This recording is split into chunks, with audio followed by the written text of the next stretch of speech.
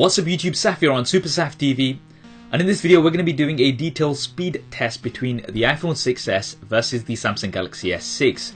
Now a lot of you have been requesting this video following my initial benchmark test between these two, so a thumbs up for this would be appreciated. So what we'll be doing in this video is looking at some real world tests rather than just your benchmarks.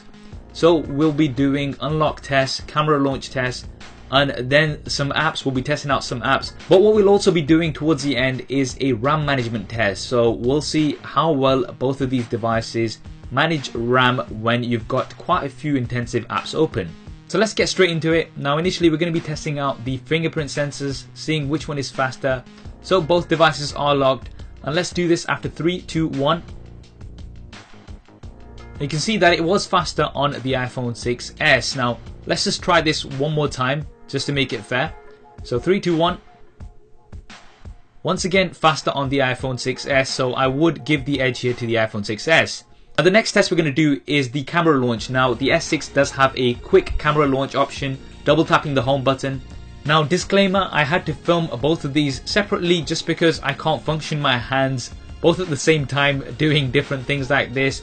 So they have been filmed separately to make this as fair as possible. Now here you can see that the S6 does launch faster with the iPhone 6s. Using Touch ID, it actually unlocks the device straight away without actually taking you to the lock screen, so you do have to go ahead and launch the app yourself. Now if you want not to use Touch ID, doing this test again and launching the camera from the lock screen, it still does load faster on the Samsung Galaxy S6. Now before we move on, just to show you that there are no recent apps open at this time, and we'll be opening apps freshly and then we'll be testing out the RAM management. Now let's move on to some browser tests. So we've got the native browsers on here, Safari on the iPhone 6s and Samsung's default browser here, and we've opened a private window on both devices so that there's nothing in the cache, and we'll be going on to BBC News. So going on to both at the same time. Now it looks like the S6 has finished loading first, but then a few elements start popping in a bit later, so that's a little bit confusing to see. So now let's just accept cookies and we'll open up the latest article on there. So opening both up at the same time.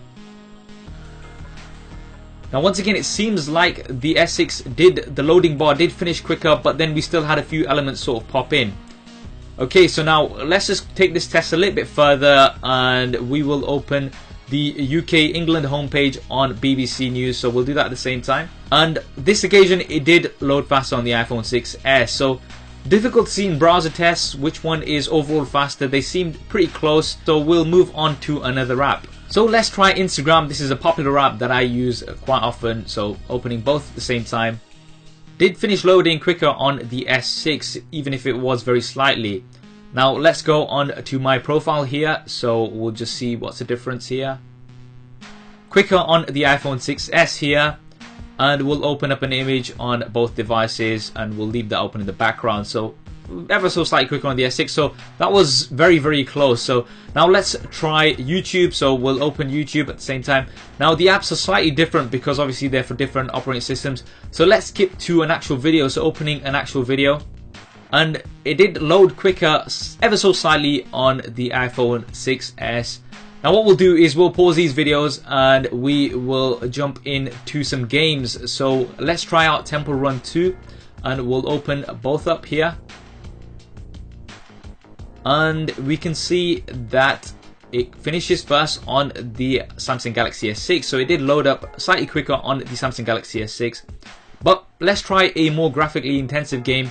So Dead Trigger 2 is quite intensive here on graphics, so let's open that up here. And it's clear to see that the iPhone 6s did load the game up faster. Now let's go on to play the game. One thing to bear in mind is, yes, that the S6 has a much higher resolution, so it is pushing out that many more pixels. I am bearing that in mind, but the fact is that this video is specifically about speed. And once again, it did finish quicker on the iPhone 6s compared to the Samsung Galaxy S6. Now let's try out the RAM management. So we've got all of these apps open that we have been trying out in this video, and let's go on to our recent apps on both devices. We're going to try opening up some of our recently used apps and seeing how quickly they load back up.